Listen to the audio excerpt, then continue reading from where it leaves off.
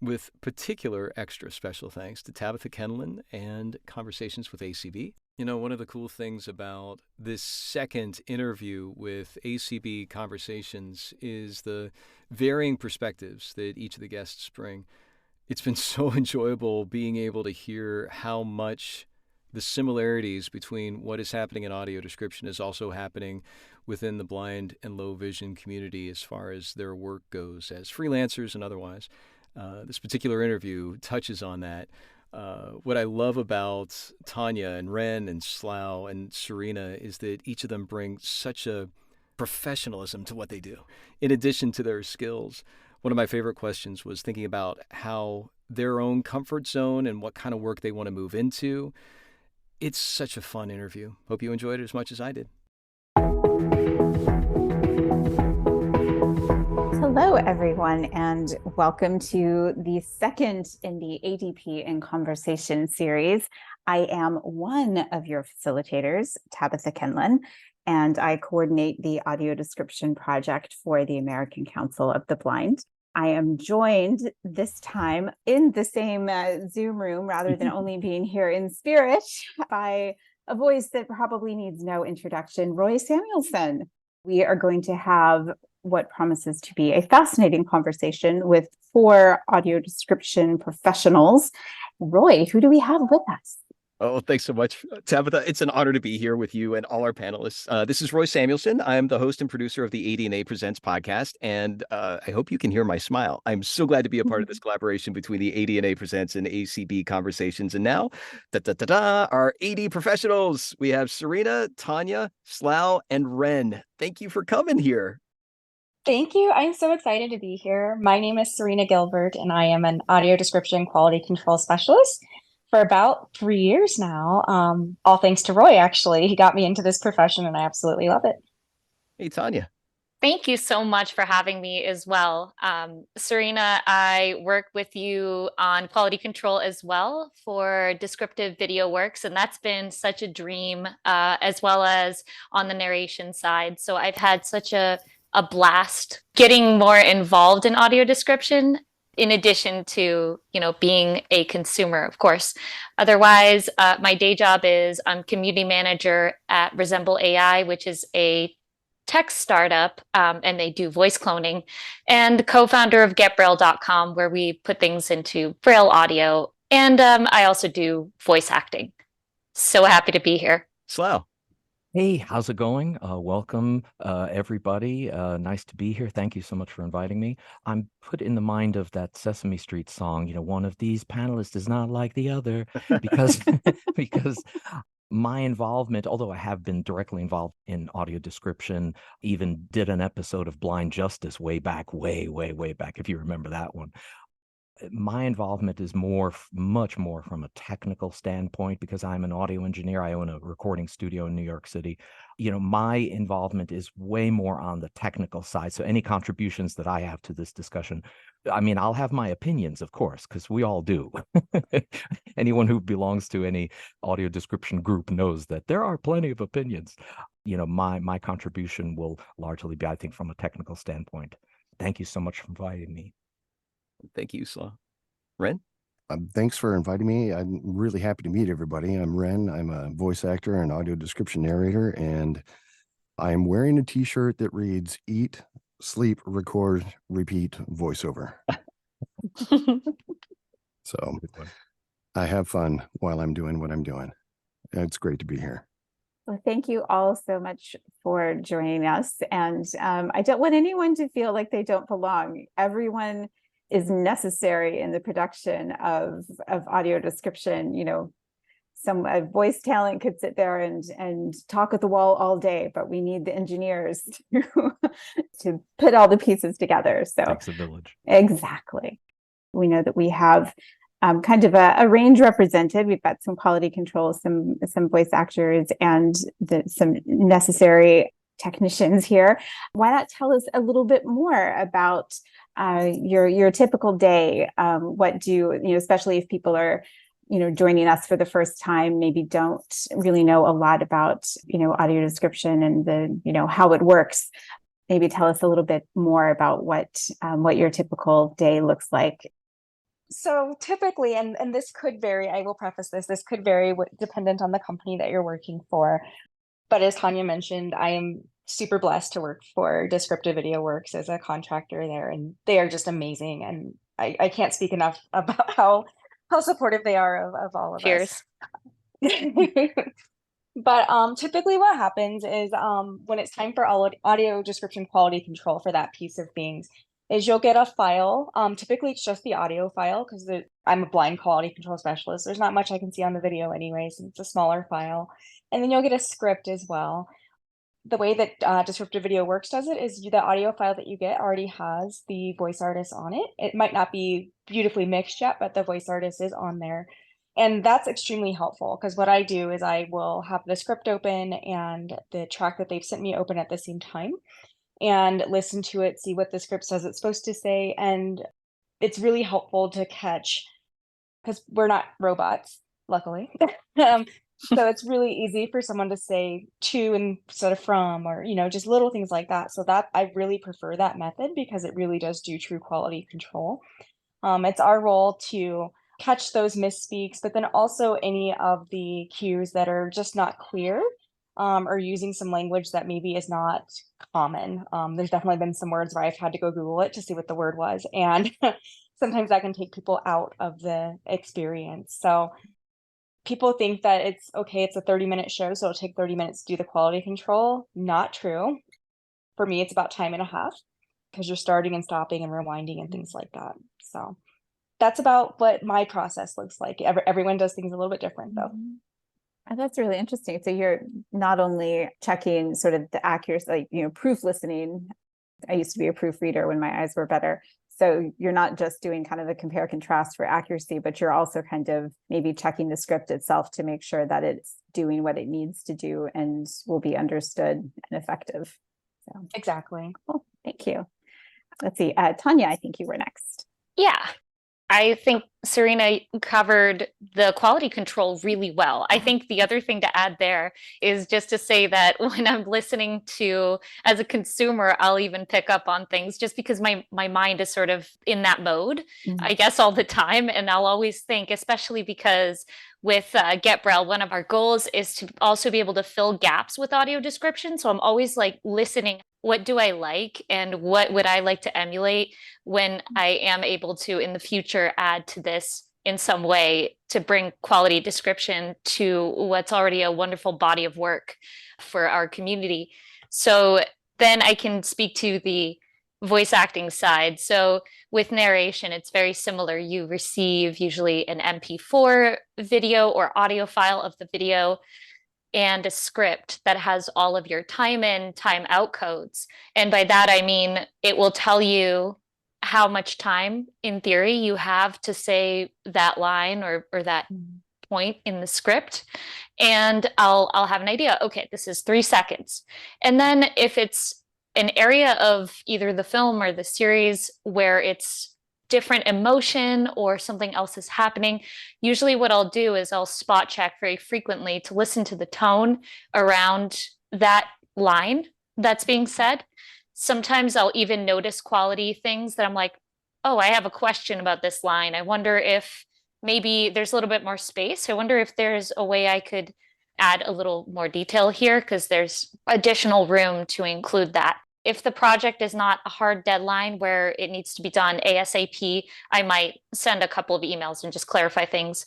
But otherwise, I do love to listen to the media around the line just so I can include that nuance to the performance, which separates us from AI, of course, where as narrators, we're performing in some ways subtly so that the viewer can then really enjoy the story and the media without feeling like they're being taken out of the experience, and the narrator's voice becomes a backdrop. So they're just kind of guiding the person through. Oh, interesting. Thank you. I love those descriptions.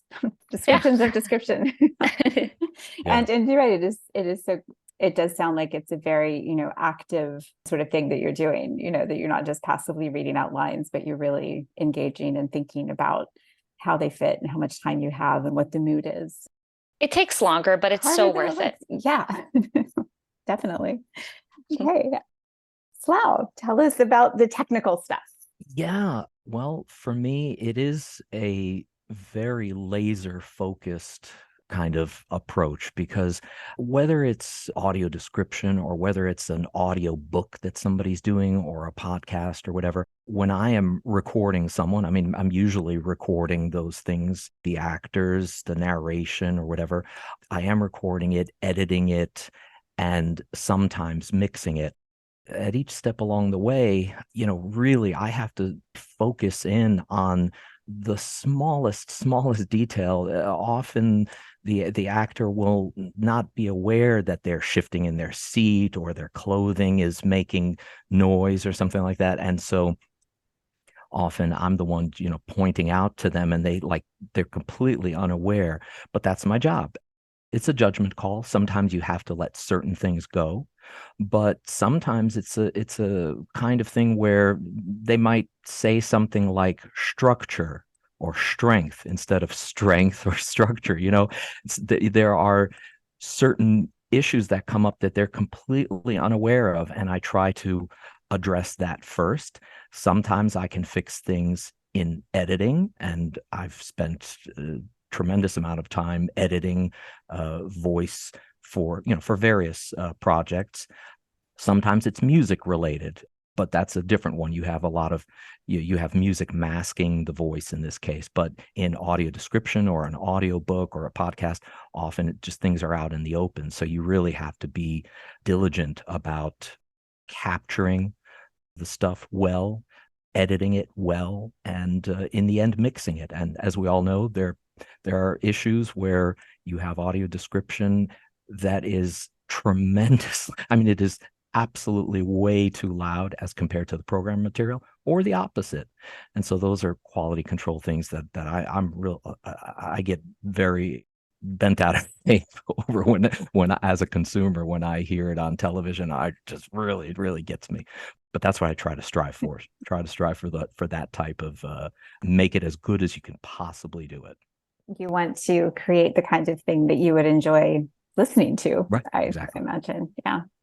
I think most people know I've just started this job earlier this year in January, and I've been learning a lot about all different kinds of audio description. And I have been in meetings where people started talking about the ducking levels, and yes. I had to draw on my powers of context clues to figure out what they meant. If you do it right, it's great, but if you get it wrong, it's terrible.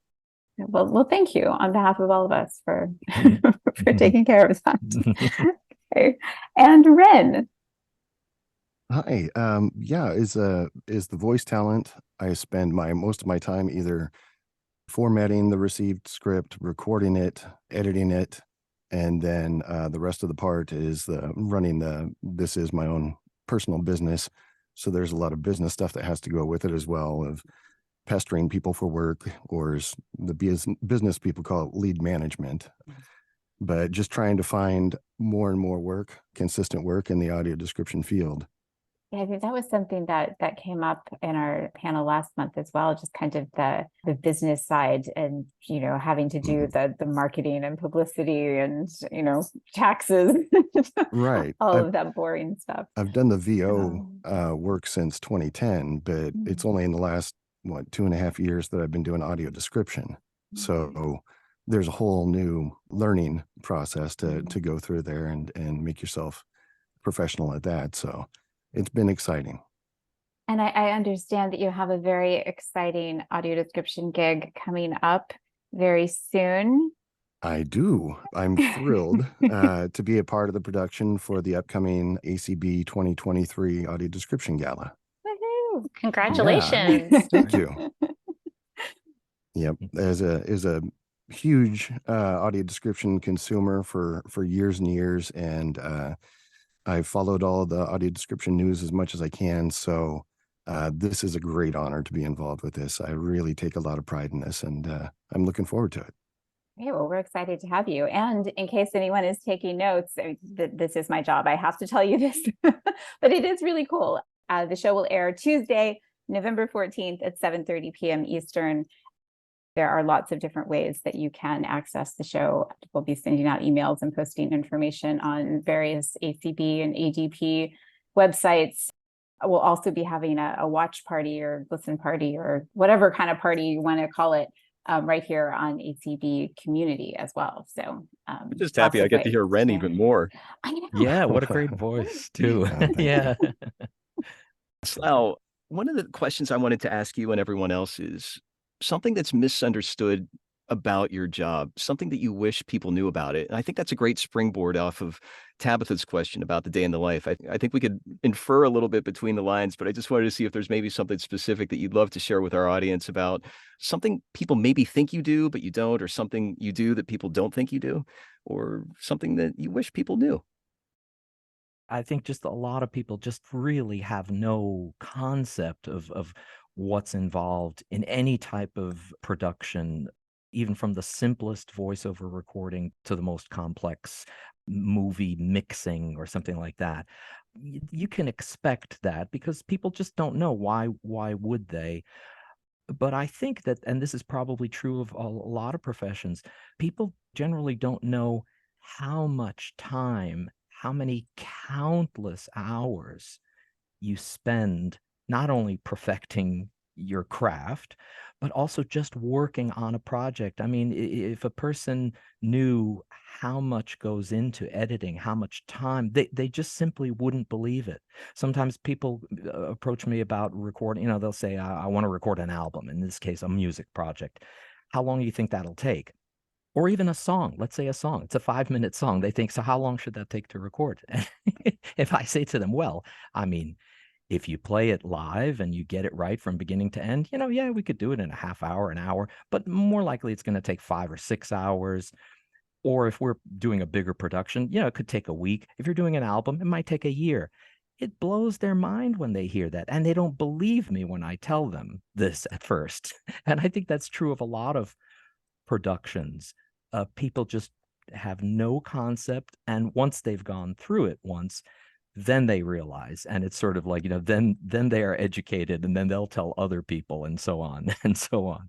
But I think that's the one thing, that's the first thing that comes to mind, that people just really, they wouldn't know. Yeah, they're completely surprised by that fact. I love how you and Serena both addressed that, and you expanded on that idea, and not only the work that you do for the actual project, but also the skill development and the additional work. So thank you for that. Yeah. Tanya. Yeah, I think this is a great question. There's a couple of things I can mention. They're both from the voice acting side, I think, but they're based on performance. And I think one thing that I've learned working with AI voices, voice cloning, first of all, is that it's a controversial topic in the field of voiceover for good reasons. I think it's important to do your research. And I think a lot of people automatically assume that AI companies are going to misuse your data. Some do, but I believe that as we come out of the Wild West sort of area in this field, as it matures, we're going to have a lot more clarity into who's doing these things right and who's shady in some way. But beyond that, what I really wanted to say is recording for AI voices, cloning your voice, preparing a data set is not as simple as most people think. Like, they'll think, oh, well, I did a narration for an audiobook, so can I just dump that in and it'll just sound great no matter what I use it for? No, it might sound like a narration, but you have to take out the dialogue, the tone has to be consistent, the recording sessions have to be similar, and the energy has to be similar. The position to the mic, the mouth noise can't be there. It has to have similar pacing. And conversational data versus narration is different. So one thing I learned very quickly that when I started as a voice talent, I was like, oh, I need to emphasize certain things, maybe slow down a certain word or put more emphasis on it in the middle of a sentence, at the end of a sentence. That didn't come out that great with AI. It sounded disjointed and very kind of off-putting. So I learned very quickly that tone has to be very similar throughout the process. when you're recording anything. And that's helped me with other areas of performance, especially with narration, audiobooks, characters. I learned a lot about how things are said and maybe how they sound after you've introduced them to AI. So that's one thing that I can say as a talent. It hasn't really, working in AI has not been such a negative experience for me. It's more helped me with my craft. So I don't regret it at all. And I understand Vocal Variants, I think it's vocalvariants.com is made up of voice talents like ourselves who are putting forth not only legal protections, but also sharing that kind of information, that education that you're providing the company that you work for, as far as what your needs are as a voice talent and all that. So it's great to hear that when those collaborations are happening, that it is a two-way street. Thank you for sharing that. Well, yeah, I'd like to continue to echo on what Slough had been talking about earlier with the amount of time involved. There really is, of the 4 parts of the creation process, whether it's the writer, the voicer, the engineer, or the quality control. Each of these steps takes a lot of time. No part of the process is more important than the other. That being said, one of the things about the time involved in this is, in the wider scope of the audio description industry, is going to be the time constraints put on vendors in which to create the audio description. Typically, there's a time crunch that people come in late with their product and want to have the audio description added to it, which doesn't allow vendors to use workflows that are more accessible to non-visually dependent talent. So I think one of the things that I would like to point out in the business is we have all of these opportunities. The 4 areas of the work chain in creating audio description are places where blind and low vision creatives can be. But I think one of the things that our audio description vendors lean on is the crutch that, because of their time constraints, they're not allowed to have more accessible workflows.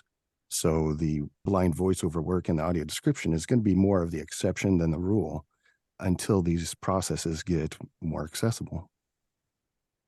And Ren, you also addressed that in your first answer. One of the first things you mentioned was formatting. That alone, the systemic problem of getting access to the actual words that you get to say, that Yeah. alone can slow things down in a way that it's kind of unnecessary. I'm assuming that ties in pretty similarly to what you're talking about with this time crunch. Absolutely. And with all the different ways that people get their work done, you just have to be flexible with it and find your way to plug in as best you can. But at the same time, every job comes to you differently. So you just have to be willing to be flexible. Thank you. Mhm. Serena, you've got some thoughts or perspectives on this question? I do. So the first thing that came to mind, and it was similar to Tanya, how you said, I can't watch shows with audio description without being critical. Like, and those were not your exact words, but that's the first thing I want people to know is, once you start doing audio description quality control, it's really hard to turn off that switch.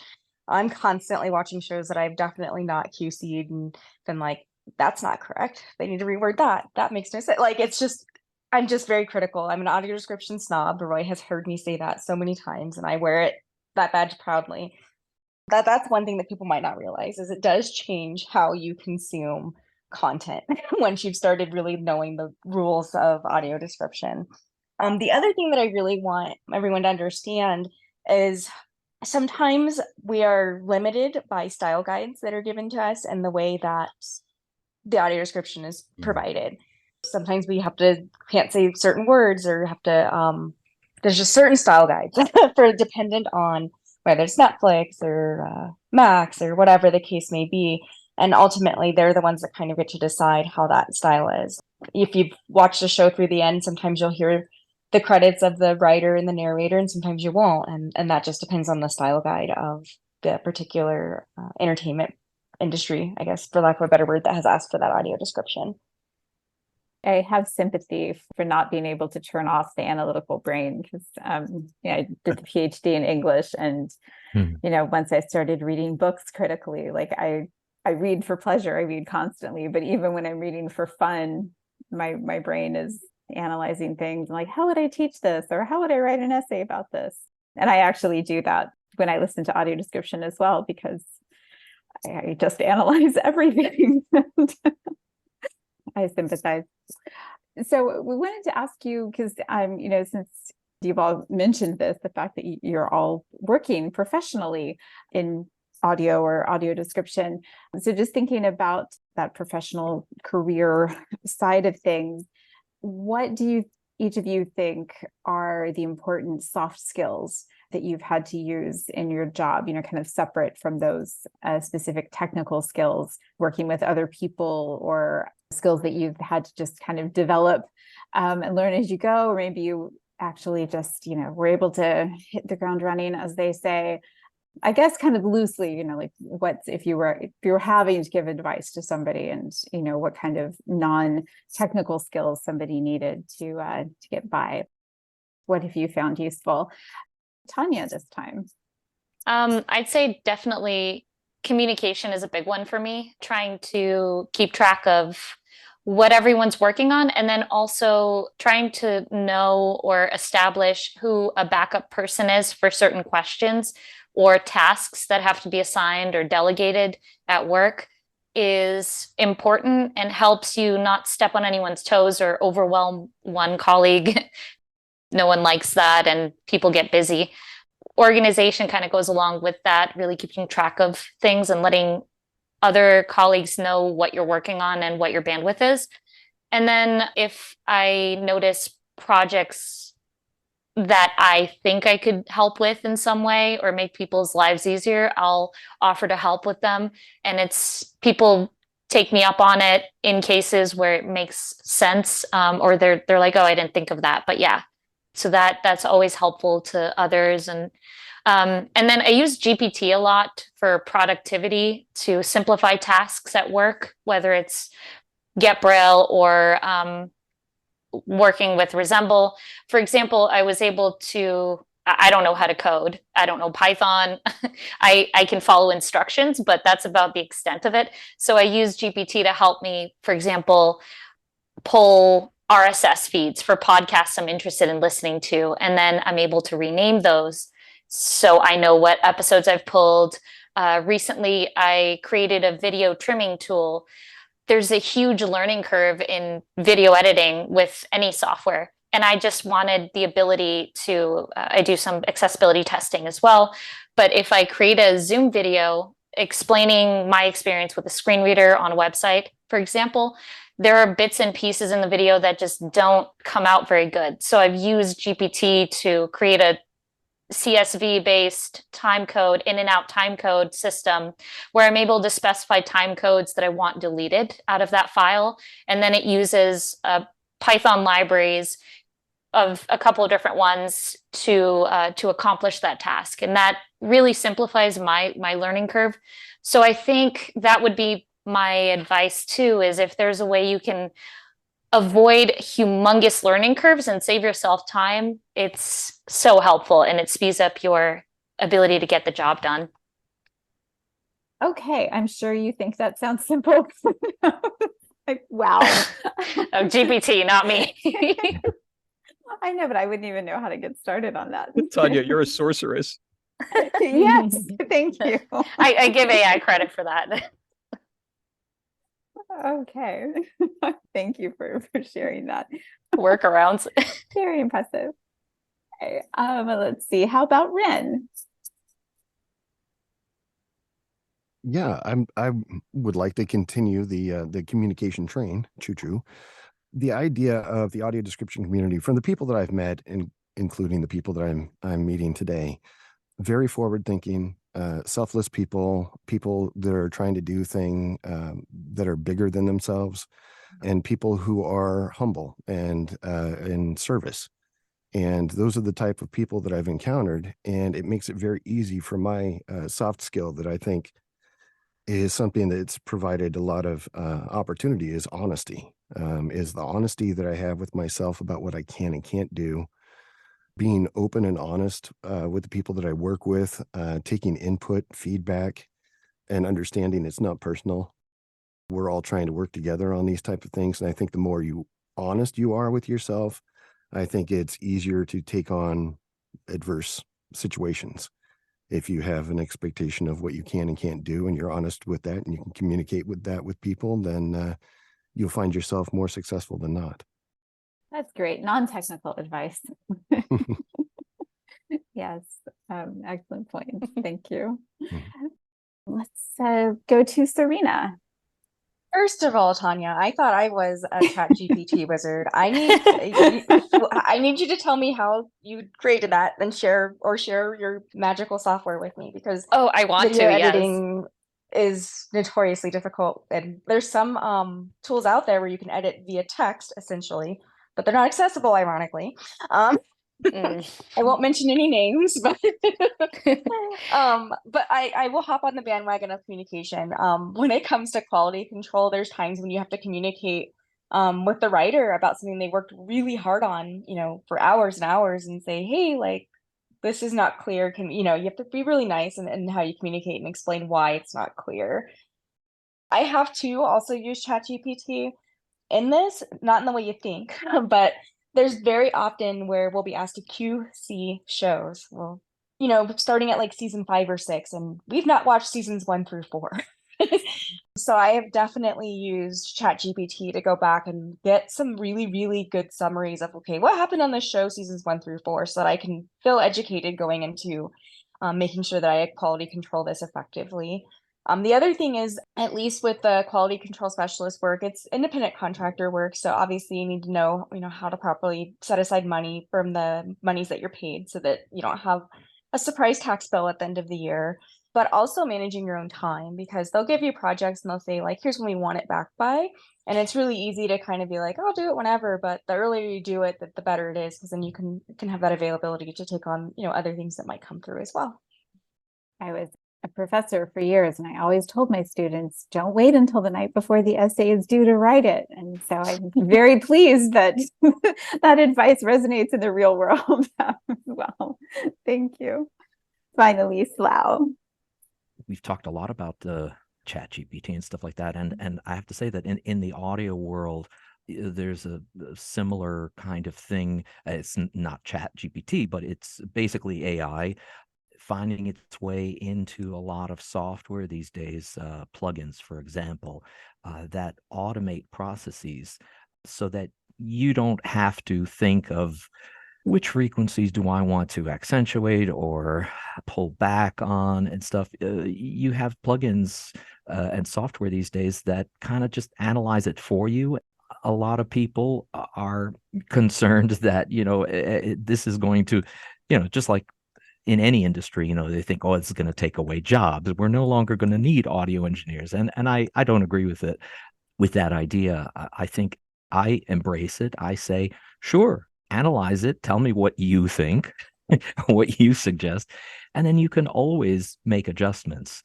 But anyway, the soft skill I wanted to mention was organization, file management, and those kinds of things. My goodness, years ago, we used to record to tape. The job then was to label the tape box correctly, so that you could find something or keep track of takes. And, and take 1 was the best, take 2 was okay, but take 3 may have beat take 1, etc.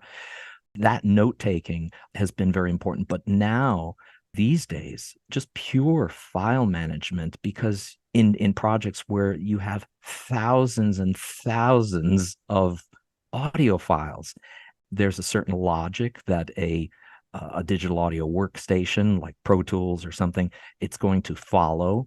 And you have to understand these things, but also when it comes down to it, you're naming things sometimes. You have to, I think, come up with a system and stick to that. It reminds me of a company that I think it's one of the best names for a company. There's a mastering house out on the West Coast, and the name of the company is Final V2. Because you get files from other people, from other studios or from voiceover people, and you get these final. I have been for many years following a certain standard, and I stick to it, and I think organization, as was mentioned before, is huge. Because for me, if a client comes to me, oh, could I have that file that we did, and they'll give me parameters, and I have to be able to say, I know exactly where that is. It's huge, because otherwise I'll spend my days trying to hunt something down. I think everybody can relate to that. I do a fair amount of writing with my job, with press releases or stuff like that. And sometimes they get bounced around from different people for comments. So I've definitely had, Precisely. blah, blah, blah with TK edits and different versions. So great answers. Thanks, everybody. So Ren, if you think about your work in AD as well as in voiceover in general, there's 3 different directions we can go with this question. So each of you take whichever one that you're most excited about. What's your comfort zone? Like, what's that thing that you're just in such a beautiful flow with that you got it and you can nail it and you can almost do it in your sleep? On the other side of that, what kind of work would you like to move to in addition to what you're already doing? Like, what's that aspirational direction that you see your career going? If neither of those questions are interesting, the third part, how has your work in audio description helped your career overall? So any one of those, I'd love to hear your answers to that. I think first I'm going to say that I could think of nothing better than having a job where my only voiceover work is audio description work. Mm-hmm. I've done the other voiceover work of commercials and characters and all that stuff for years. One of the things that is important to me is the connection. Audio description has an important place in my heart for several reasons, obviously, because I like me and I'm blind, so I like stuff that I like. And that's the first stage of why I do what I do. But when I'm recording the voiceover project versus audio description, it's really hard for me to find that connection. That's why it's all about acting. You're working the rhetorical triangle. You're going between authority, logic, and emotion, and trying to find your balance that way. But I personally find a connection to the audio description story that I'm in. It doesn't matter if it's a nature thing. It doesn't matter if it's a scary movie or whatever. I know that this would be something that I enjoy, and I do have other people like me that I've talked to that have done something like they've said they've gone to the movie theater because they knew I did a movie, and so they wanted to hear my voice, and that just makes me want to stay in audio description all the time. If there was something that I would branch out into, it'd probably be something towards the idea of documentary narration, something again where you're connecting to a story. The personal connection is what I thrive on the most. Oh, I hear it too. That connection is such an important part of that work. And I hear how that can and does affect your performance and the work that you've done and also in how you shared that answer. Thank you so much. Yeah, absolutely. Rena? My sweet spot is honestly, I love doing series. I've been shocked at how many series that I've done that I thought I would be absolutely bored to death watching that I get into. And I'm like, when's the next episode coming? So I can QC it. There was one I QC'd that was, Roy, you were one of the voices on it, where I would never just sit down and watch it, but I was super into it. The next thing that I'm interested in, but it scares the living daylights out of me, is actually trying out voice work. I'm scared of it, but I think it would be fun to try.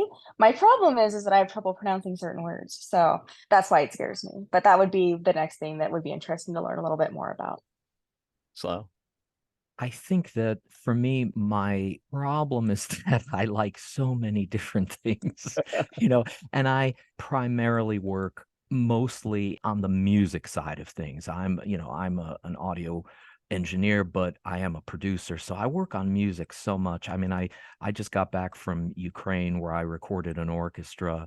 And that's the kind of work that I just love doing. I could do it all day long. But at the same time, I love doing projects that involve just like a one-on-one kind of thing as well. I mean, whether it's voiceover recording or just a singer-songwriter or something like that. But I think that if it was something that I could continue doing, I would love to, but I just don't know if it's going to happen. I've done a lot of audio books that are kind of like radio drama books, where I would get involved in the production to the point where I'm doing specific sound effects and atmospheres. And I just adore that work because it's not just the voice talent that we're capturing and going for a great performance. But when you start to get into the radio drama kind of production with sound effects and atmospheres, oh, I could do that all day long. They just don't come up that often, but that would be my dream. Yeah, this is a great question. Slough, I just wanted to say, I wonder, have you considered working with graphic audio on any of their material? They do basically radio drama style books where they have sound effects and actors, and they do a phenomenal job. Oh, that's I'd love great. to talk with you offline Sure. anyway, but Absolutely. to answer the question on my side, it's going to be looking forward on my end, that part of the question, what I really want to do after this with, in addition to everything else, is there are a couple of different gaps that I see in terms of being a small business owner. A lot of lead generation tools, marketing tools are just not accessible. There's a huge gap, and sure, you can get Salesforce, but Salesforce is a little bit expensive for some who are starting out. And then you have HubSpot, which needs a lot of work, and I hope they do put the work into the accessibility side. But what I really would love to see is open source accessibility tools that people who are using screen readers and have other disabilities, they can access and use and not have to pay for. Video editing, audio description, all of these fields, if it was available to the consumer in general, the business owner, we could all bring so much more accessibility to our community. So what I'd love to do is find a couple of different developers to work with who are interested in the vision of open sourcing these things and supporting them and testing them, making sure that they work. Anything from email tracking tools like MailChimp, for example, to survey tools like SurveyMonkey, to sales tools like Sales Navigator.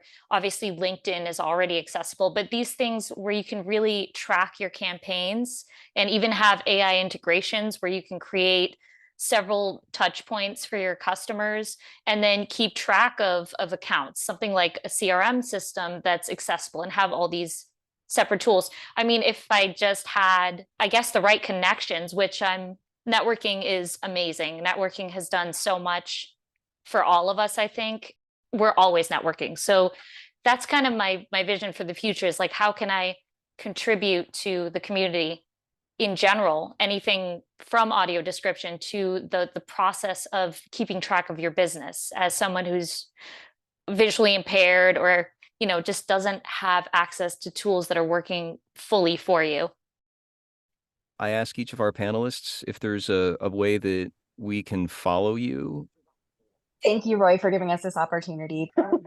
For me, the best way to follow me is on Facebook. I have a page called Blindy Girl, spelled BLINDYGIRL. I was not good at spelling, sorry.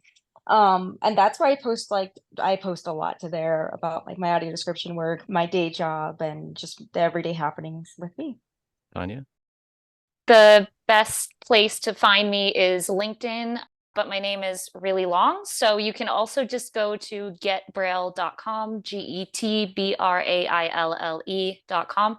I'm also on Facebook, but LinkedIn, honestly, I post more there, I think, about day-to-day as opposed to Facebook, where I post more about audio, voice acting and such too.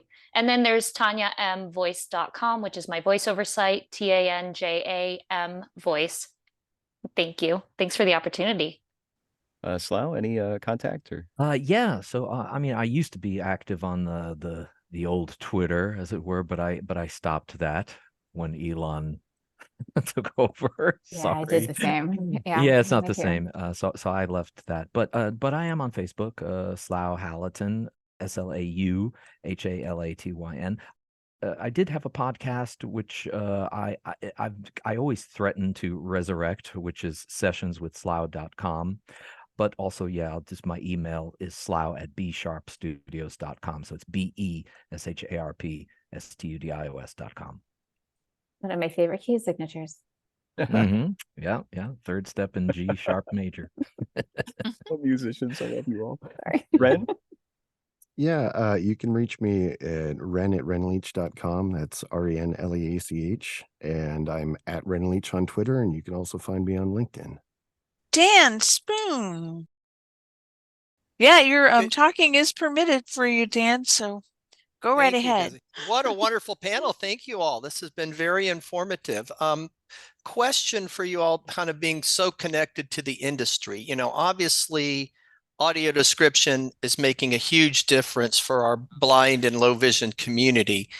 But I keep feeling anecdotally, and I hear stories about how audio description is not just for the blind and low vision community. There's many other people that are taking advantage of it. Do you all see that kind of bridge to the larger community taking place? And where do you see opportunities in that new world that could expand your all's opportunities for employment? Well, Dan, thanks for the question. Thank you. That Yeah, absolutely. And I know of people who listen to it while they're on the treadmill. Some people will listen to it like they listen to an audiobook in the various places, whether it's in the kitchen or the car or things like that.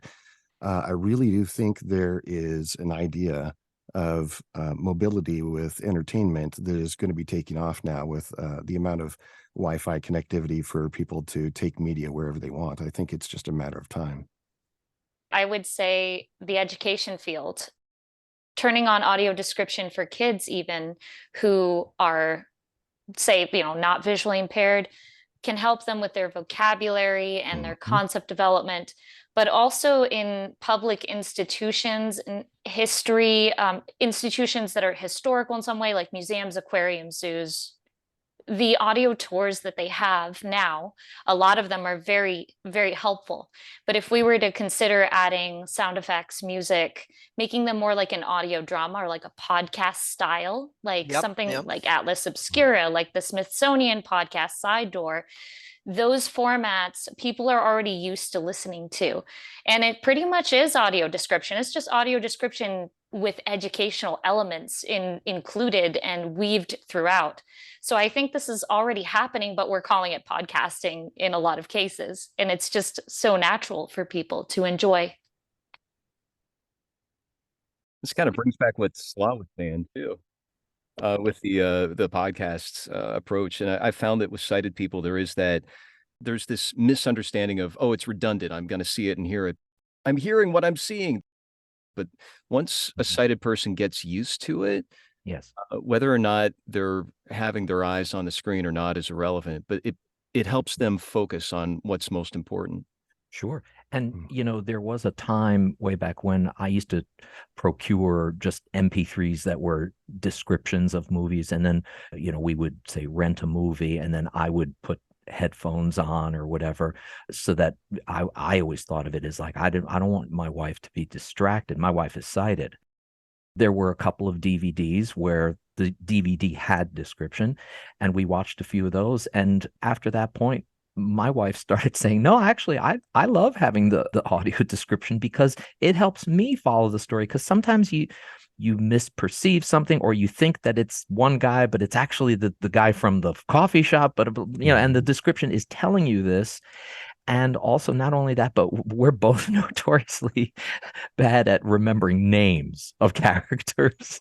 So even that simple thing is just like, yeah, what was that character? Oh, yeah. And then they say Jenny walks into the room. It's like, oh, yeah, it's Jenny. It's so helpful. So she loves it, and she's excited. So I do have to thank you all for attending. Thank you, everyone in the audience, and huge thanks to the panel and to my wonderful co-facilitator.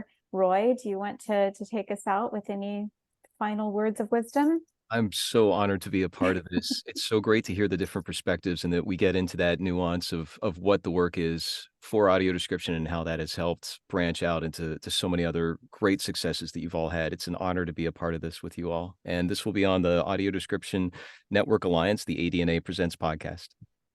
And also the community events, and it'll be on the ADP website as well. And we will see you back here on November 11th for the third and perhaps final ADP in Conversation panel discussion. Thank you.